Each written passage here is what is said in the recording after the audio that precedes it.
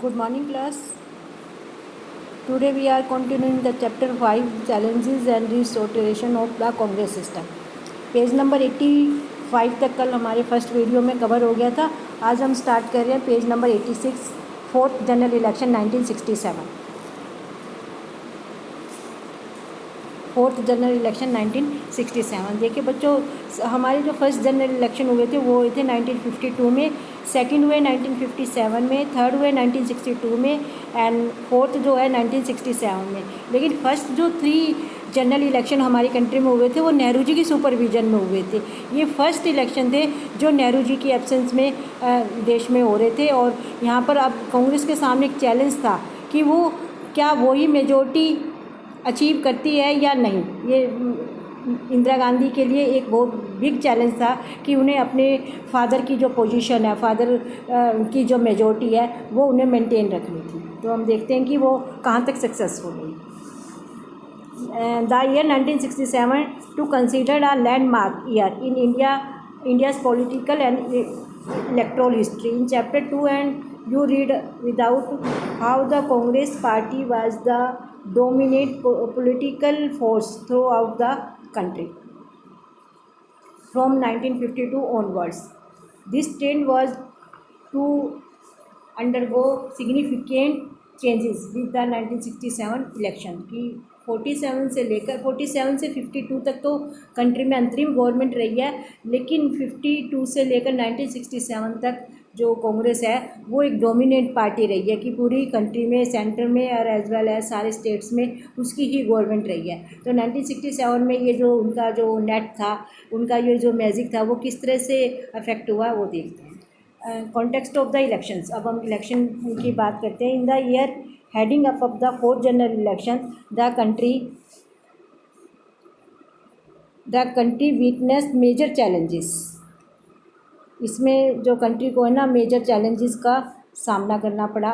2 prime minister had died in quick succession. ये हम पहले फर्स्ट वीडियो में भी देख चुके हैं कि इसी बीच हमारे 2 प्राइम मिनिस्टर भी जा चुके थे, Pandit Jawaharlal Nehru and Lal Bahadur Shastri. And new prime minister who was being seen as a political novice had been in office for less than a year. और जो न्यू प्राइम मिनिस्टर थे वो एक तो अनएक्सपीरियंस थी और उसको अभी 1 ईयर भी प्राइम मिनिस्टर बने हुए नहीं हुआ था. You will recall from the discussion in chapter 3 and in the previous section of this chapter that the period was fraught with grave economic crisis resulting from successive failure of monsoon, widespread drought, decline in agriculture production, food shortage, depletion of foreign exchange reserve, drops in industrial production and export, combined with a sharp rise in military expenditure and diversion of resources from planning and economic development. ये चीज़ें हम first video में cover कर चुके हैं कि ये जो डिकेड था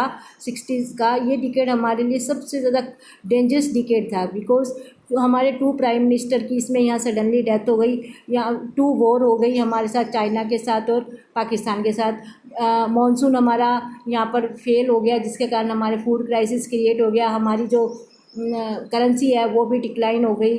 और इसके साथ साथ और भी जो कई तरह की जो प्रॉब्लम है वो कंट्री में चल रही थी. यानी ओवरऑल जो ये फोर्थ इलेक्शन हुए हैं ये बहुत कंट्री जब इतने बड़े संकट में था उस टाइम ये जो फोर्थ इलेक्शन कंडक्ट हुए थे. One of the first decision of Indira Gandhi government was to devaluate the Indian rupee under what was seen to pressure him from the US. Earlier, $1 could be purchased for less than ₹5.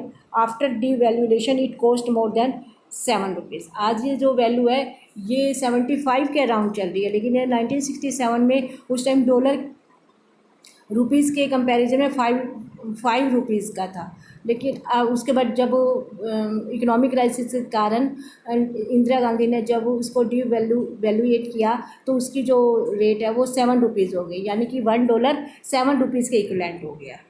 और ये इंदिरा गांधी ने USA के pressure में आके किया था. The economic situation triggered of prices rise. और जिसकी जैसे ही जब हमारी जो करेंसी है वो डीवैल्यूएट होती है तो हम जो मार्केट में जो चीज़ें हैं उनके प्राइसेस हाई हो जाते हैं. People started protesting against the increase in prices of essential commodities, food scarcity, growing unemployment, and the overall economic condition in the country. Obviously people ने फिर इसके लिए डेमोन्स्ट्रेशन स्टार्ट कर दिए, बेरोज़गारी बढ़ गई, पॉवर्टी बढ़ गई और चीज़ों के प्राइस बढ़ गए।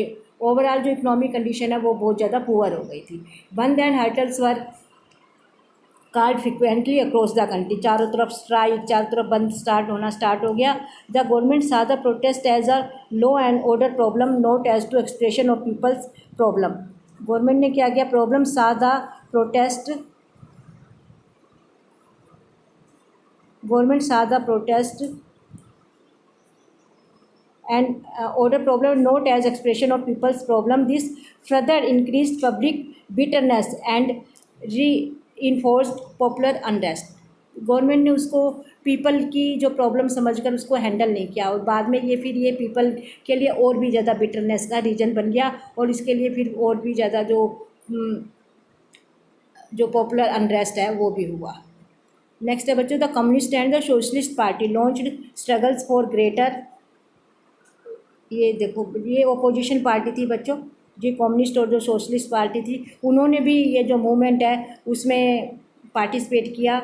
ये हम नेक्स्ट चैप्टर में भी रीड करेंगे कि how a group of communist who separated from the communist party of India to form the communist party of India, led armed agrarian struggles and organized peasant agitation. This period was also witnessed some of the worst Hindu-Muslim riots since independence. यानी कि जो मुसीबतें थी वो सारी की सारी इस डिकेड में ही कंट्री में क्रिएट हुई।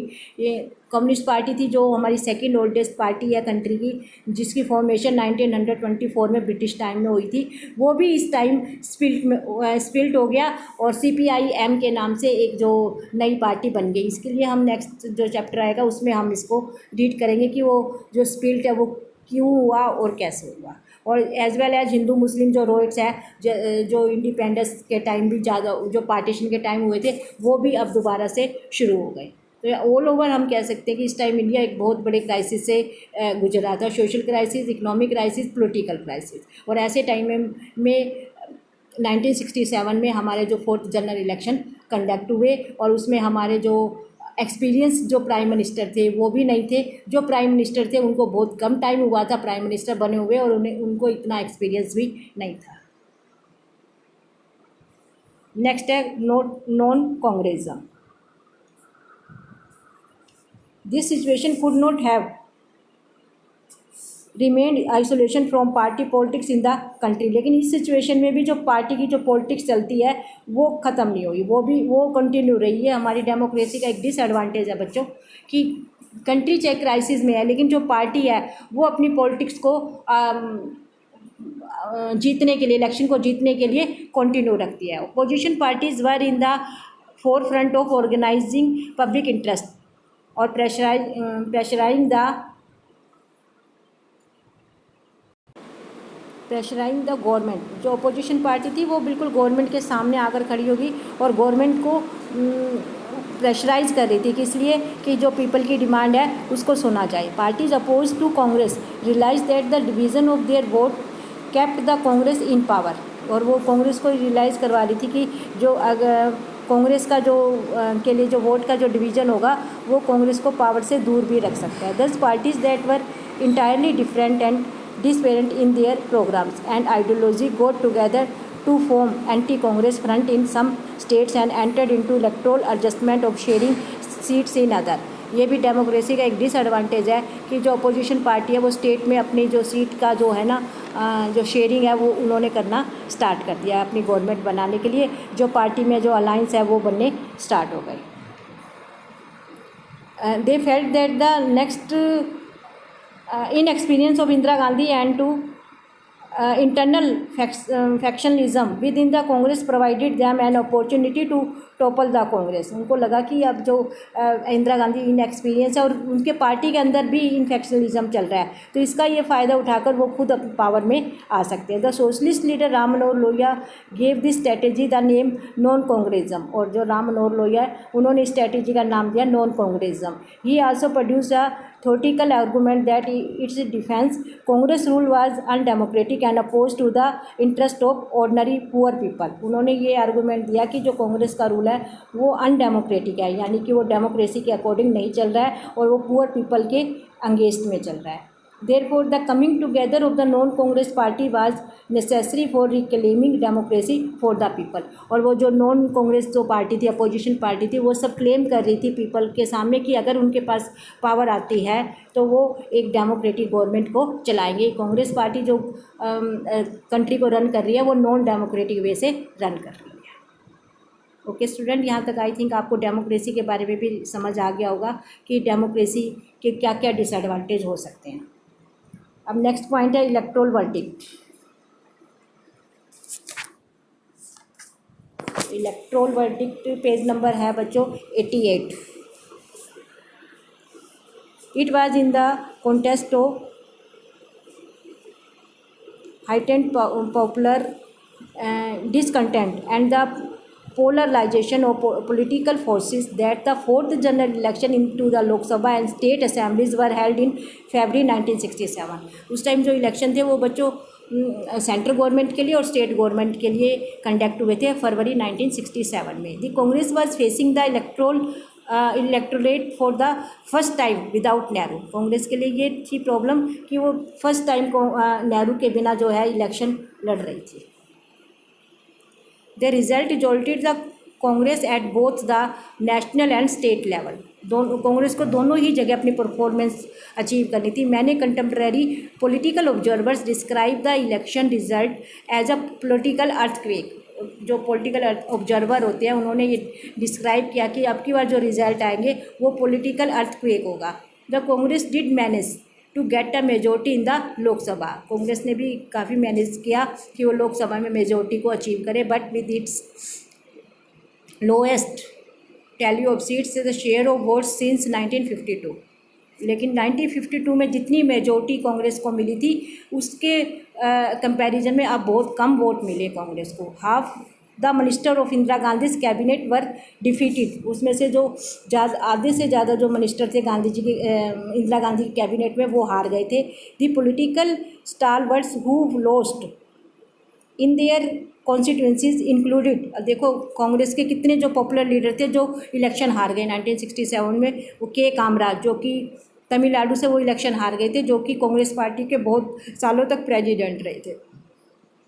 एस.के. पाटिल इन महाराष्ट्र से हार गए, अतुल्य घोष वेस्ट बंगाल से हार गए और के.बी. साय इन बिहार से। ये सारे बहुत कांग्रेस के पॉपुलर और लीडर थे और बहुत एक्सपीरियंस लीडर थे। ये सारे जो फेमस लीडर हैं वो 1967 के फोर्थ जनरल इलेक्शन में अपने अपने कॉन्स्टिट्यूंसी से इलेक्शन को हार गए थे। ये बच्चों आपका ये मैप दिया हुआ है असेंबली इलेक्शन रिजल्ट 1967 में। इसमें ये जो येलो है ये कांग्रेस है और ये जो रेड है ये अपोजिशन है। ये पहले ये जो अब जो रेड दिखाई दे रहा है ये पहले सारा कांग्रेस के पास था, यानी कि ये वाले जो स्टेट है वो 1967 में कांग्रेस के हाथ से निकल गए थे। तो इस मैप को भी आप पेस्ट करेंगे अपनी नोटबुक में इनको लगाकर।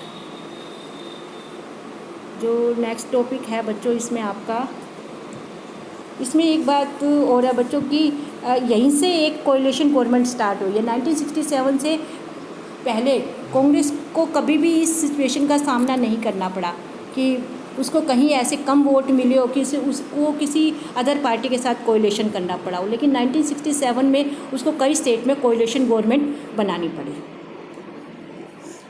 The dramatic nature of the political change would be more apparent to you at the state level. The Congress lost majority in as many as 7 states.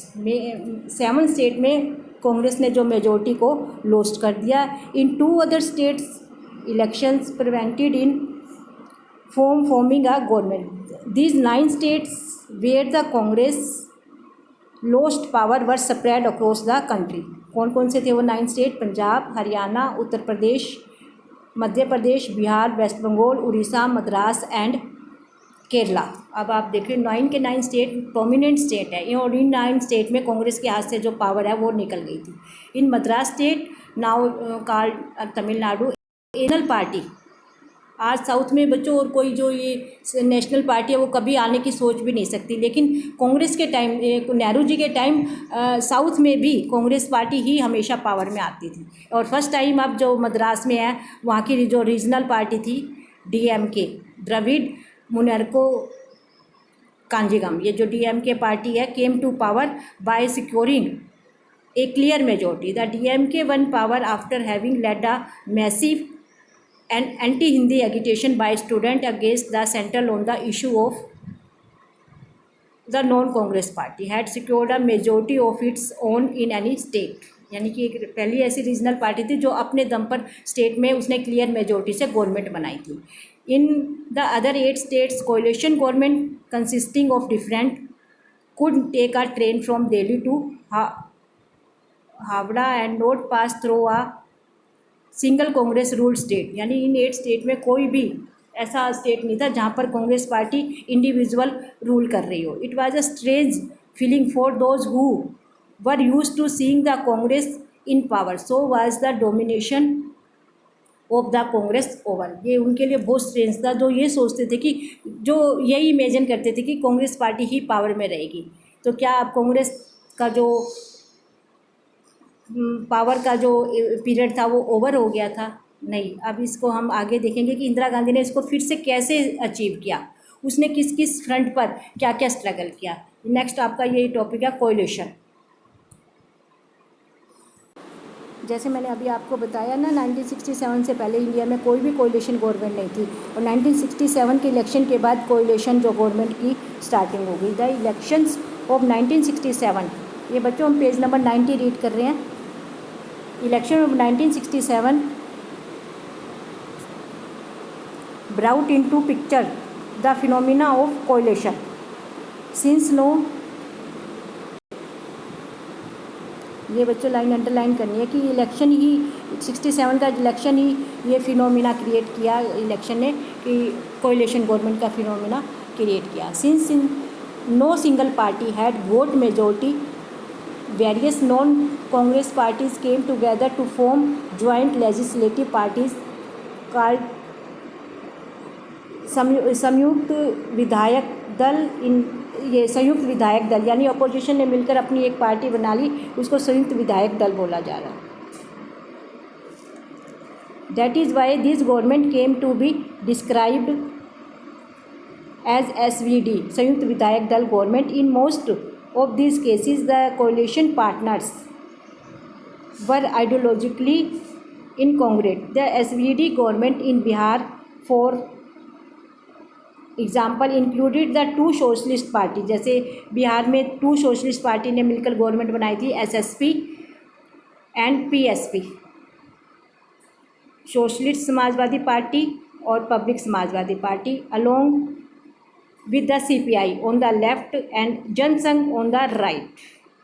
ये अलग अलग आपको एग्जाम्पल दिए हुए हैं कि किस स्टेट में किस किस संयुक्त विधान जो कोalition गवर्नमेंट बनी. In Punjab it was called the popular united front and comprised the 2 rival Akali parties at that time, Sant group and the master group, with both the communist party. यानी कि जो अकाली दल और कम्युनिस्ट पार्टी ने मिलकर पंजाब में अपनी गवर्नमेंट बनाई. CPI and the CPIM and the SSP and Republic party and the Bharatiya Janata संघ.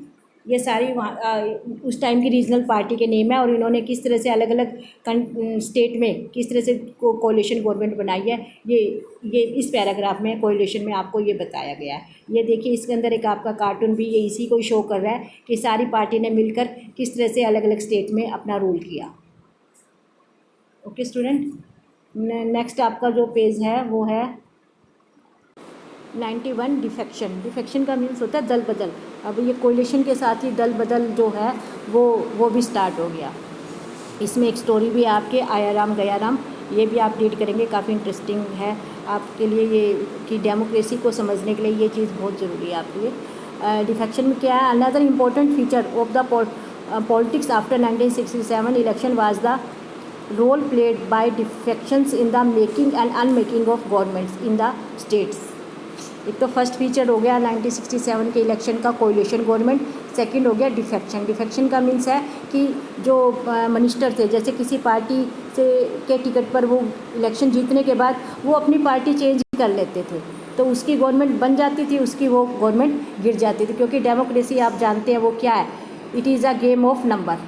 यहाँ पर नंबर के बेस पर, सीट के नंबर के बेस पर ही गवर्नमेंट बनती है और टूटती है। Defection means an elected representative leaves the party on whose symbol he she was elected and joined another party. किसी और के सिंबल पर जीत कर वो अनदर पार्टी को ज्वाइन करना ही डिफेक्शन कहलाता है। After the 1967 general election the break away Congress legislators played an important role in installing non-Congress government in 3 states, Haryana, Madhya Pradesh and Uttar Pradesh. The constant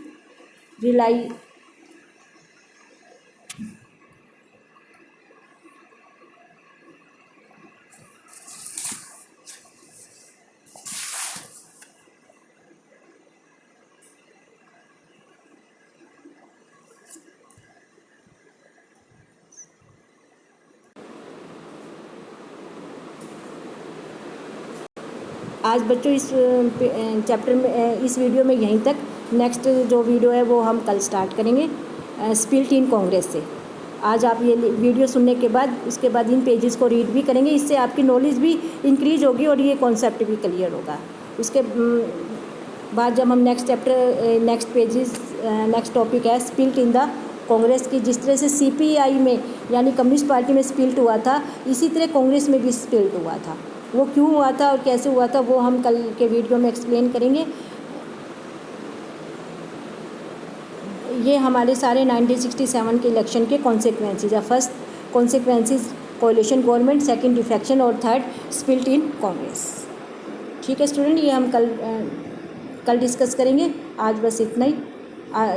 ये आप ध्यान से सुनना इस वीडियो को, और as well as it is must for you to read the chapter also. Okay student, bye.